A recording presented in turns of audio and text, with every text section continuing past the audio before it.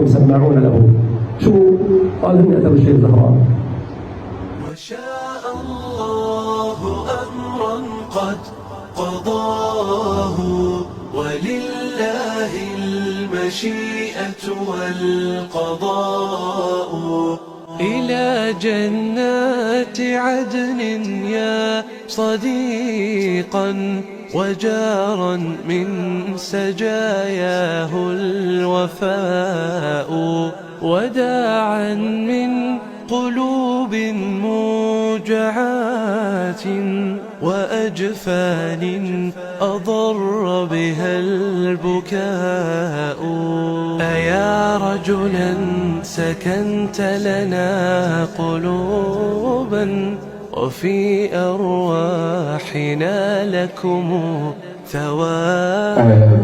إخواني، أول شيء الله يجزيكم الخير ويبارك فيكم على هذا الحضور الطيب، ونكرر الترحاب فيكم جميعا وعلى رأسي ضيوف شيخنا الشيخ أبو نعمان الله يحفظه. بالأمس كنا في سفر وعدنا فتكلم الشيخ الله يحفظه، يعني قد يقول القائل يعني شو المناسبة حتى تشرحوا لي السيرة.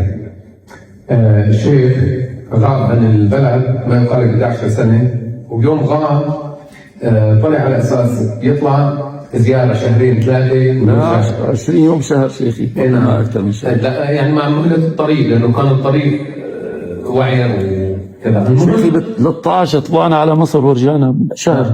صحيح، ما أقل من شهر. فسبحان الله قدر الله تبارك وتعالى على الشيخ ابتلاء، وبقي يعني 11 سنة خارج ويعني ما كان براحة في العيش وكذا. وأنا يعني والشيخ أبو هاشم يعني اللي بيطلع دائما متردد على الشيخ ومنزوره، حقيقة يعني عانى معاناة شديدة جدا في خارج البلد. فعاد منذ أيام بفضل الله تبارك وتعالى، لكن الحقيقة الحرب الإعلامية والكذب وتزوير التاريخ ونحن نعيشه لا زال مستمرا، وينفخ فيه أناس كثيرون ربما لجهلهم وربما لأهداف أخرى. فذكرنا القصة بالأمس إنه اثنين ما نحن نذكر أسماء إحنا شيخي، إنه جلست معهم وذكروا لك إنه عن مقتل الشيخ زهران. نعم. ومن الذي قتله. طبعا شيخنا الشيخ أبو نعمان بما لا يخفى أنه هو عمه للشيخ زهران، وهذا ابنه عبد الله يحفظه، وابنه أحمد، وأظن البقية موجودين، أولاده موجودين، وإخوانه موجودين، وعمه موجود. ومن أصيب مع الشيخ أبو هاشم وأخونا أبو محمود، والعقيد أبو محمد الطيار الله يحفظه، والعقيد أبو سارة، يعني عم يكذبوا. أحيانا بيقولوا لك اللي بده يكذب يبعد شهوده، هذول عم يكذبوا الشهود معنا، تمام؟ فأحيانا يتأثر من هو معك، بما يقال. وما رح أطول كثير أنا بالقصة، لكن الشيخ زهران رحمة الله عليه بزمانه قال لهم لجماعة الموك إنه ليش ما بتدعمونا مثل ما بتدعموا كل الفصائل؟ قالوا لهم أنت ما تسمعوا طيع. قالوا طيب بدي يسمعوا طيع تنزلا، يعني شو رح تعطوني؟ قالوا لهم وقف الحرب الإعلامية عنك. فنحن بدنا نسمع من شيخنا هذا الكلام، ونسمع من الشيخ أبو هاشم ومن أبو محمود كيف كانت القصة. ولو إنه سامعينا مرات ومرات لابد أنه نسمع ونوثق هذا الأمر حتى لا يكذب علينا الكذابون. تفضل يا عم. بسم الله الرحمن الرحيم، والصلاة والتسليم على نبينا محمد وعلى آله وصحبه أجمعين.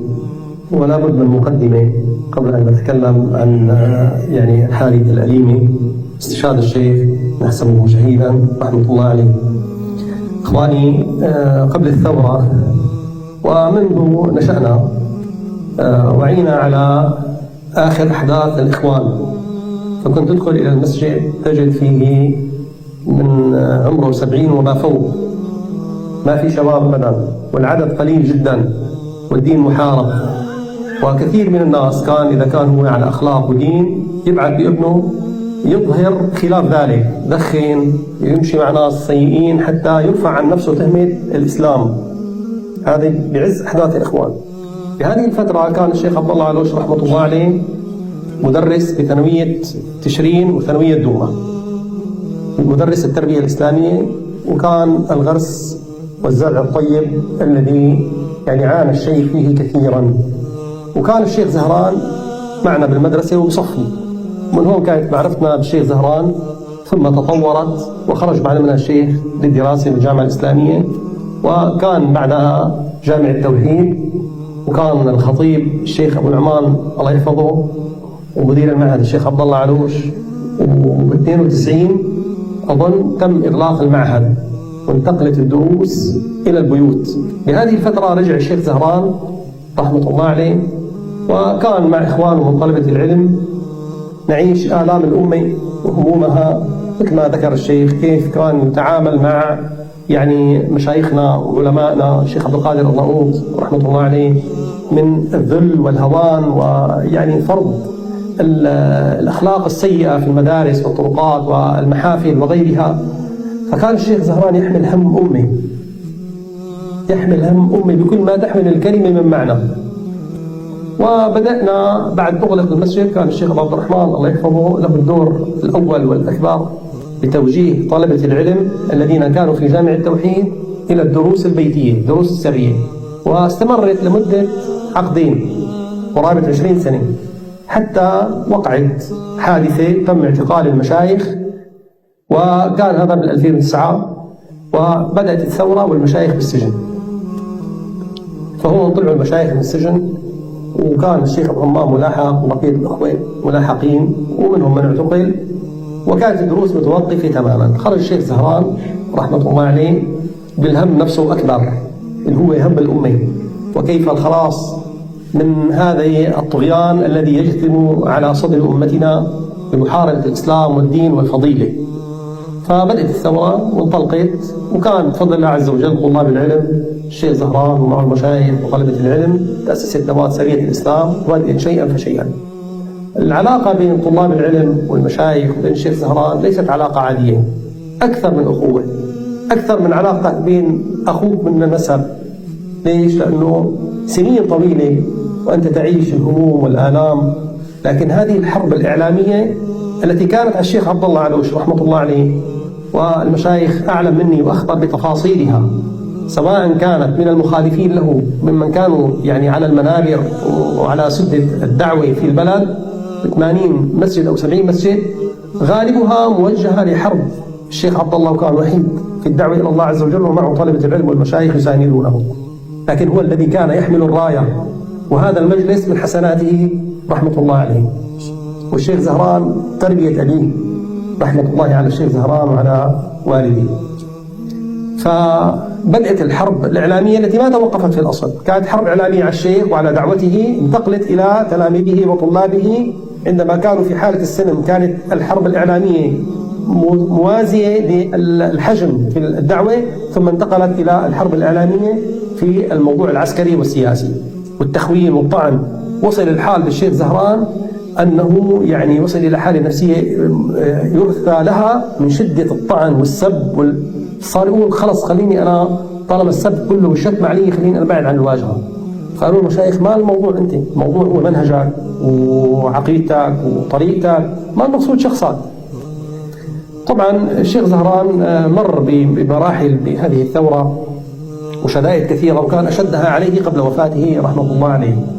فحكى معي مرة محمود زيبان الله يجزيه خير، قال لي الشيخ كثير مضغوط، كان مسافر وطلع برا وشعر بالخذلان، بأنه الأمور مباعة وخلص الغوطة ما بدهم إياها، والثورة ما في من يعني يقف سندا لها إلا الله سبحانه وتعالى، وأنه دول ما في حدا اللي كنت تظنها صديقة أو داعمة أو راعية. فقال لي الشيخ كثير هيك مضغوط، خليك تعال هيك كل يوم الصبح بعد الفجر عم يلعب رياضة في مكان عنده تحت. قلنا له خلاص صرت والله اتردد على الشيخ، فعلا الشيخ مضغوط نفسيا يعني، وصار يطلع على الجبهات الأماكن اللي أكثر يعني الأماكن اللي فيها شدة. رحمة الله عليه. طبعا كانت معركة الجبل منتهية وفي استدعاءاتنا فارغة، وبدأ النظام يتقدم من جهة مرج السلطان ويشد الخناق والحصار على الغوطة، وكانت الأوضاع شديدة جدا بهذه الظروف. يوم من الأيام أنا طلعت والله على الدفاع الجوي، وأنا دائما بذكر هذا الرجل الذي هو يعني ينبغي أن يسجل سيرته في التاريخ، هو محمد مطيع الدالاتي حفظه الله، طيار. كثير من الشباب ما بيعرفوا، هو كان الأولى على دفعته يتكلم اللغة الروسية والإنجليزية، وبالطبيعة هو يعني عربي يتكلم العربية. وكان هو كابتن اليوشين، طيار اليوشين 2500 ساعة طيران. كان هو يعني مستلم الدفاع الجوي بجيش الإسلام، وكان مقره بالبتشورة. 3 سنوات الرجل ما طلع من المقر، طبعا منشق، وما حدا بيعرف انه منشق الا زوجته، اولاده، اهله، ابوه، ما حدا بيعرف ابدا بكل بلده. فكروا انه مخطوف او مقتول او شيء، ما بيعرفوا عنه شيء ابدا ابدا. المهم جيت عند الشيخ زهران، احنا كانت طبعا في ناس شياطين عم بتصور انه احنا مختلفين وكل واحد، لا، الشيخ ابو عبد الرحمن والشيخ ابو نعمان وجميع بيعرف انه وقت اللي تشد الامور ما في، كل شيء حواجز بتتكسر بتنبعد مع جناب، بنكون احنا بالشيخ شيء واحد. لكن هذا الاختلاف شيء لا بد منه، يعني الصحابه ما سلموا منه، الاخوه في البيت، يعني هذا شيء طبيعي. لكن الشياطين تستثمر في مثل هذه الامور. فشفت الوضع انا تبعه الرجل، كثير تألمت هيك وتاثرت. فجيت لعند الشيخ زهران، قال له يا شيخ هذول جماعه تبع الدفاع الجوي على اصلا اخونا ابو محمد كثير يعني ما شاء الله لهم دور كبير، وينبغي هيك ان نقدم لهم شيء. قال لي شيخ شو نساوي؟ ما بعرف والله. قلنا له والله خلينا نجيب شيء حلو من برا، يعني شيء رمزي، ونقدم لهم اياه هديه. والله فكره، بنوصي الشباب. طبعا في بالغوطه ما في حلويات، وصى الشباب اللي عم يطلعوا يفوتوا قالوا جيبوا لي حلويات وتكون هيك شيء مرتب. فجابوا له. يوم الجمعه انا الله يجزيه خير الشيخ عبد الرحمن اعطاني بيته، سكت ببيته. فحكى معي ابو محمود زي بعد على سلكي، قال وينك؟ قلت له والله بالبيت. قال نحن تحت عندك نزيل. نزلت والله لقيت شابين راكبين ورا، ابن درة وابن آدم، وطلع ابو محمود محدهم. فطلعت انا بجنب الشيخ، قال بدنا نروح لعند الشباب على الدفاع الجوي. يوم الجمعه وبعد العصر الطرقات كلها فاضيه، والشهر 12 يعني الدنيا بارده، الناس ما بتكون عاده بالطرقات، وطبيعي يعني انت يوم الجمعه ما في. طلعنا بسياره واحده ما معنا غيرها، سياق الشيخ زهران، طلعنا على الطريق وصلنا عند مفرق الشيخونيه، مفرق مسلابه. قال لي نروح لعند الفيلق، بدنا نقعد احنا وياهم في هيك لقاء، ولا نروح عند الشباب على البتشوره؟ قلت له والله ما بعرف. قال له ابو محمود يا شيخ انت بدك تتشمس، واذا رحنا لعندهم طبعا كانوا مأذن العصر هون، اذا ترونا عندهم ما بنلحق نرجع بيكون في شمس، خلينا نروح هلا بالشمسات تعود. قال له طيب. مشينا. سبحان الله قبل ما نوصل بشوي قام قال لي الشيخ، قال لي اليوم انا كثير مبسوط. قلت له ليش؟ قال لي لانه اليوم سمعت حديث كاني اول مره بسمع فيه. طبعا الشيخ كانت معنوياته هيك تعبانه وكذا، مع انه دائما همته عاليه، لكن نتيجه الخذلان والوضع اللي وصل له بالغوطه والمعارك اللي حصلت معنا، وكان اخر هدف ضربناه هو معركه الجبل يعني. فقال والله الحديث كان يوميها الشيخ ابو حسين بصلاه الجمعه اعطاه ورقه مكتوب فيها الحديث، لما تقنط عبادي، يعني النبي عليه الصلاه والسلام مر به ظرف شبيه بالظرف الذي مر به الشيخ زهران. قال انا مبسوط لانه الظرف اللي مر فيه انا مر فيه النبي عليه الصلاه والسلام قبلي. فهذا يعني يجعل في نفسي انه ما هذا ضعف ايمان ولا كذا، لا، انه ظرف عادي يمر به الناس حتى ولو كانوا انبياء.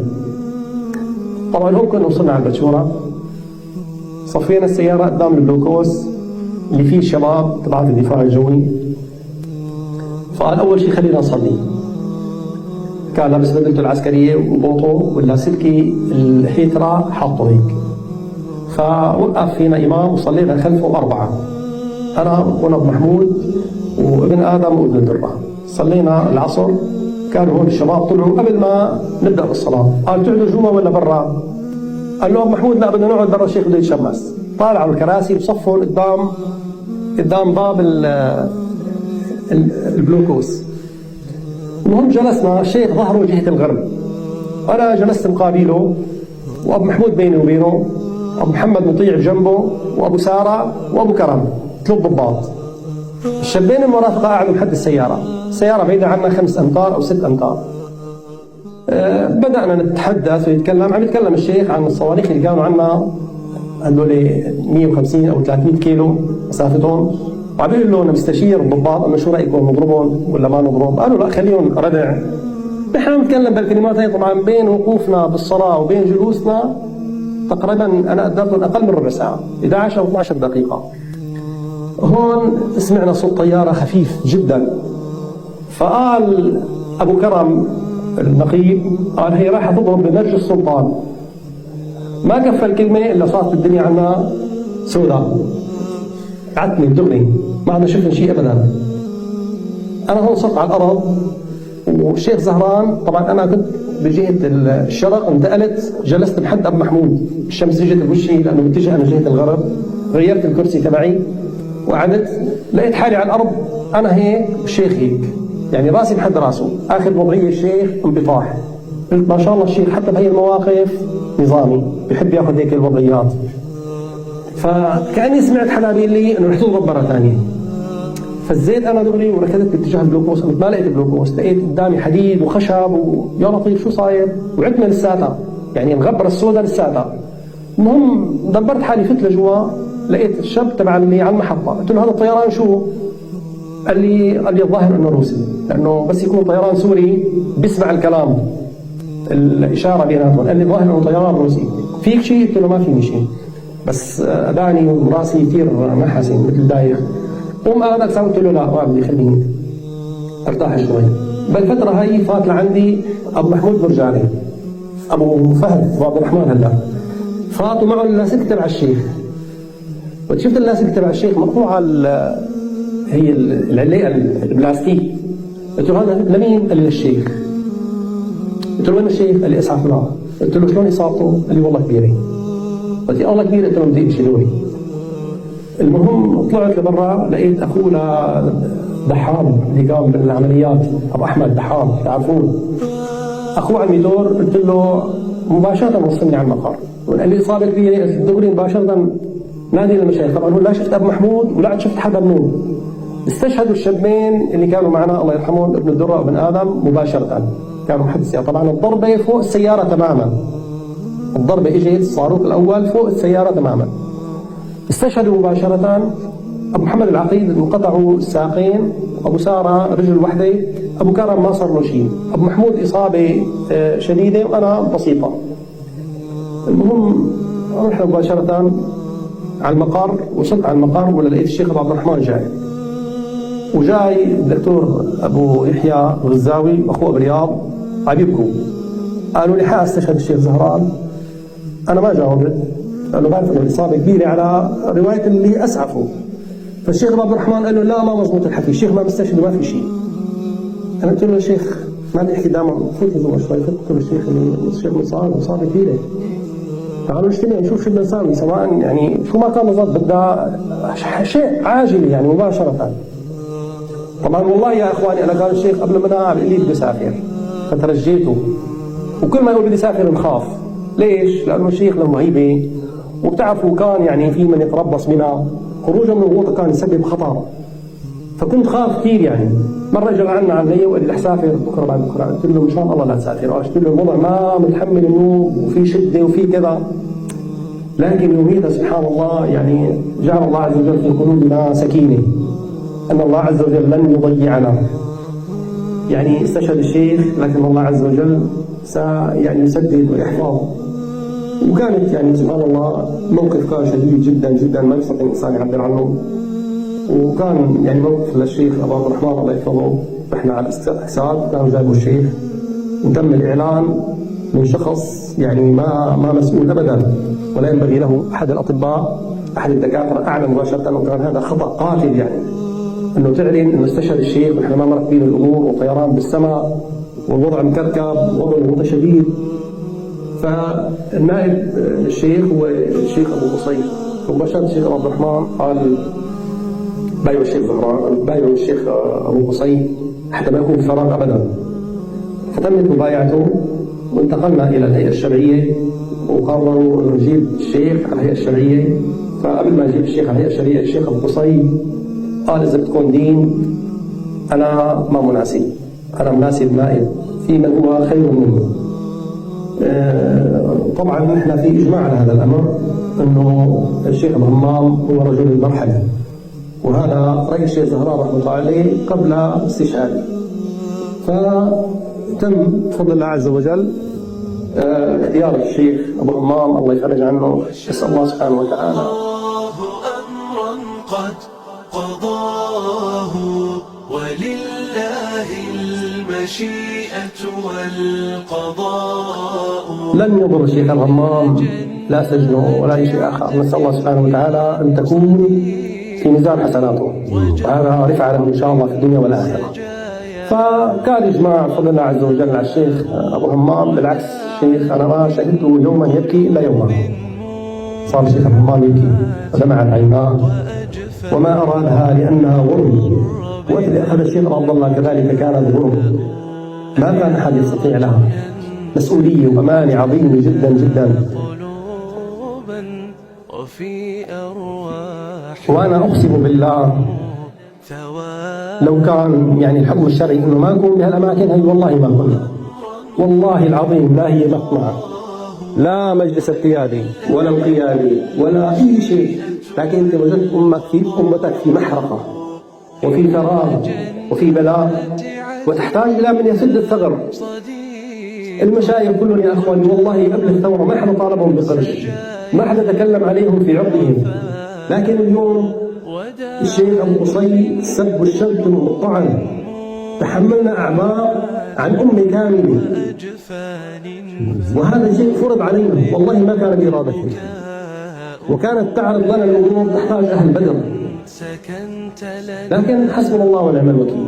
يعني حملنا أمانة، نسأل الله عز وجل أن يعفو عنا وأن يغفر لنا، وكنا حريصين بفضل الله عز وجل رأسنا الشيخ أبو عبد الرحمن الله يحفظه والشيخنا الشيخ أبو نعمان أن نكون بعيدين عن مخالفة الشرع وعن الوقوع في الدماء وعن الوقوع فيما حرم الله سبحانه وتعالى، ما استطعنا إلى ذلك سبيلا. والله لا أظن بأحد من قادتنا ومشايخنا إلا هذه نيته وإرادته، وما يلقى في تنافس بين المشايخ على المناصب، إلا العكس كان التدافع،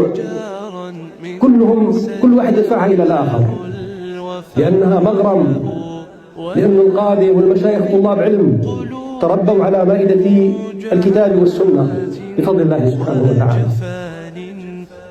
بدأنا نسمع للأسف وتأثر بذلك الأفاضل وفيكم سماعون له. شو قال هم يأتوا الشيخ زهراء حدا يقتل أبوه، حدا يقتل أخوه، على أي شيء يقتلوه. قلت له واحد من فضل الله عز وجل علينا أنه تستشهد كنا إحنا بجنبه، هذا من فضل الله سبحانه وتعالى عليه، حتى تكون حس يعني شوكة في حلوق الشامتين والحاقدين والمنافقين، وتأثر بذلك من تأثر. وإطلاق الموضوع والله يا إخواني ما كنت أتخيل وأتوقع أنه في حدا من أحبابنا وإخواننا عنده شك يجي يسأل شلون استشهد الشيخ. أعوذ بالله، نسأل الله العافية والسلامة.